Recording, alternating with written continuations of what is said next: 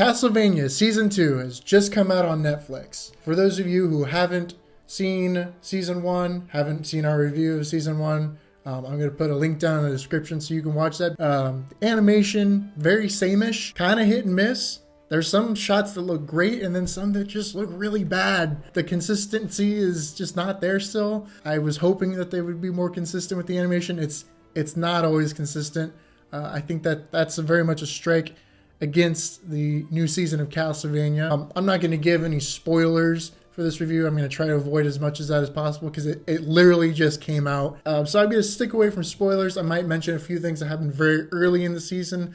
But for the most part, this review is for you guys to determine whether or not it's worth your time to watch the second season. Because the first season was so short, you could watch it really in one shot. Season 2 is longer. It's twice as long. It's 8 episodes. It's really 7 though. We'll get to that though. We'll talk about that later. Season 2 starts off with a flashback, again kind of reminding us what Dracula's motivation is. It's the thing they did to their wife, who didn't do anything wrong. She was just trying to help. That bishop guy really messed things up for everybody. And so Dracula he's all mad about that. We understand what his motivation is. That's basically how the season starts. And I guess that's okay. You know, you recap, hey, this is why this is happening. It's fine. I think it takes too long kind of reintroducing us to this. Because if you've seen season 1, you know this is motivation. You don't need so much time devoted to this. We already know this. We already saw this. We get a little more detail, I guess. But it goes on for too long. And it's not exciting. It doesn't start off with anything action-packed. It's just Dracula's wife and an old woman sitting there talking for what seems like an eternity. And it's not interesting at all. Like, what are they doing? This is Castlevania. So Dracula's got this whole idea where he's going to declare war on the whole human race. He's going to kill all humans, like you do. So he gathers all these other vampire lords, I guess, from around the world. But most of them don't get a lot of character development. There's really only 2 that get any screen time. One of them is kind of a blank slate. Like, you know exactly what kind of character he is as soon as he's on the screen, as soon as he opens his mouth. He doesn't develop at all. He's not interesting. Except he could have had a cool backstory, which they kind of show a little bit of it. One of the other ones, Camilla, I think her name is, she comes on the scene a little later. Again, you kind of know what she's going to be doing. You know what her motivation is. You know what she's going to do. And so Dracula's got like this war council of these vampire lords, which most of them we don't get to learn anything about. And then he's got these 2 humans who get a ton of time devoted to them. Isaac and Hector. And they both have interesting backstories. They are supposed to make you sympathetic to why they're helping Dracula wipe out their own species. The audience gets it right away. It's not that complicated. Again, they spend a lot of time talking about this. And then there's kind of this whole thing where this war council that Dracula's got, they're all fighting with each other. They're not strategic at all. Even the 2 humans that are put in charge of this battle strategy, they're not strategists. They're not war guys. They're kind of average, except they have this thing called forging. It's this magic where they bring animation back to corpses, basically. They build the monsters, in essence. And that's a cool power. That's a cool ability. But they're not generals. I mean, why are they in charge of this battle plan? And they take forever to actually do anything. Nothing's really happening for most of the first part of the season. First 4 or 5 episodes is Dracula's war council just kind of not knowing what they're going to do. And, there's this kind of political scene going on with, Camilla and other vampire lords, maybe, doing this thing. But it takes forever. Like, what are you doing? This is Castlevania. Where's the action? You guys are supposed to be super scary and you're not doing anything. You're just sitting around arguing in the castle. Like, what are they doing? So when season 1 ended, we got the shot of Trevor Belmont, Sypha, and Alucard teaming up and, hey, we're going to go get Dracula. Okay, yeah, that's what they do.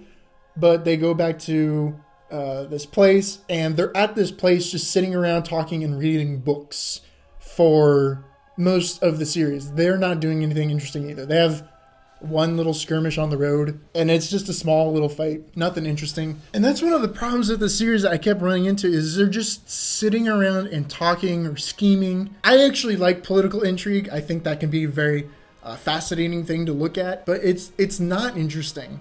It is so boring. It takes forever. It's one of those things where they keep repeating the same thing they've already talked about already. Like, I'm ready to move on. I got it. Like, but they got to keep saying, oh, well, remember, this is the motivation. Oh, but, oh, this is what we're trying to do. But, oh, you got to remember that, like, we get it. Like, move on. Like, we're there. Just let's get on with it. How many episodes does it take to plan a battle? We don't get really a proper fight scene. I mean, we get little fight scenes. They're short. They're super short. For the most part, you could cut it and not really lose anything. It's so boring. This is Castlevania. What are we doing? What are you doing? What do you do? So eventually we get to episode 7. And before I mentioned that it's 8 episodes, but really it's only 7. You could stop after episode 7 and be perfectly fine. I think that's what they should have done. I mean, I really think they should have condensed everything into less episodes. When they said 8 episodes, I'm like, oh, twice as much action, twice as much goodness.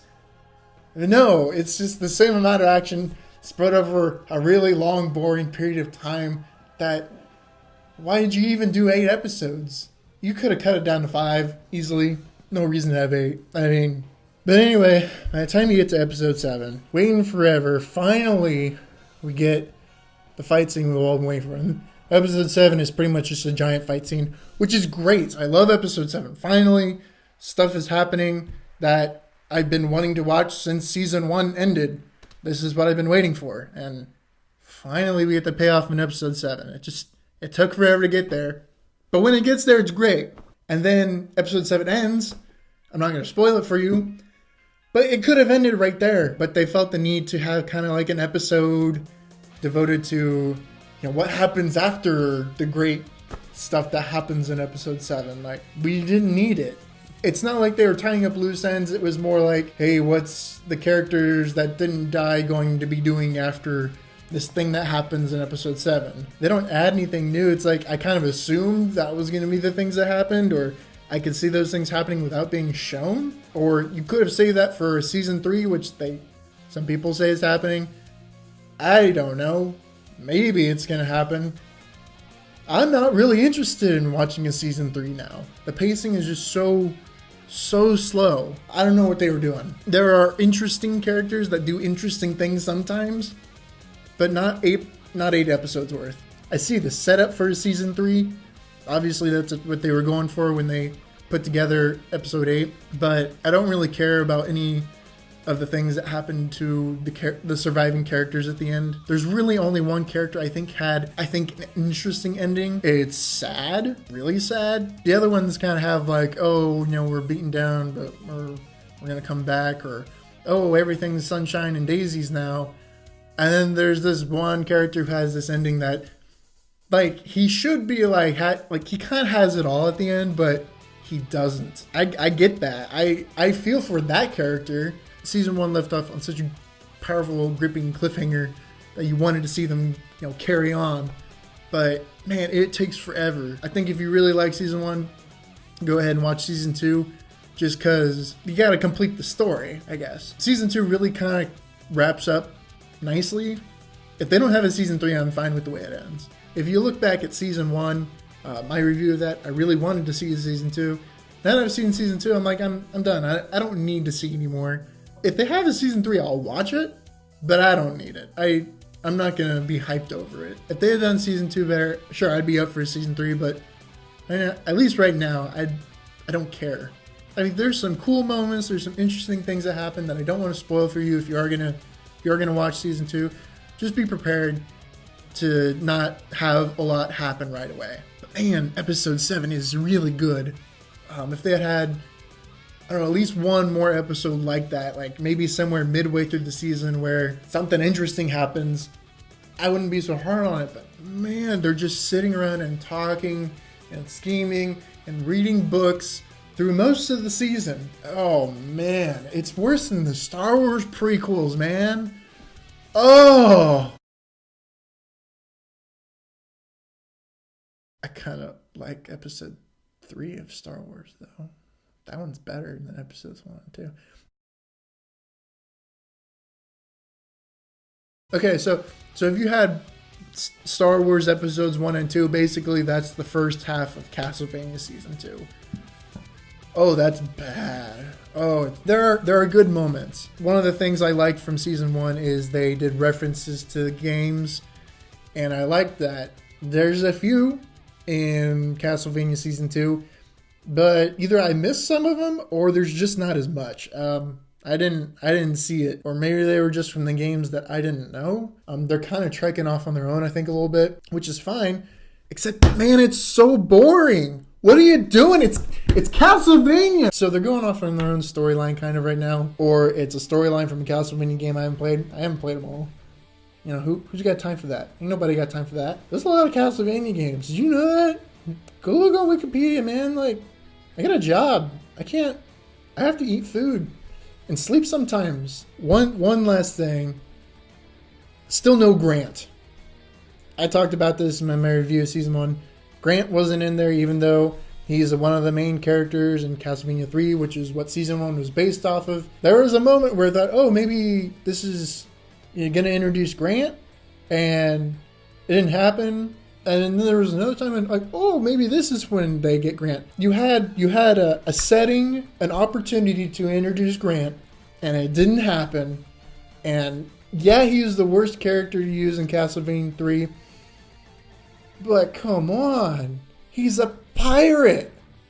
Pirates fighting vampires. I mean, what more would you want in your Castlevania series? Pirates, man.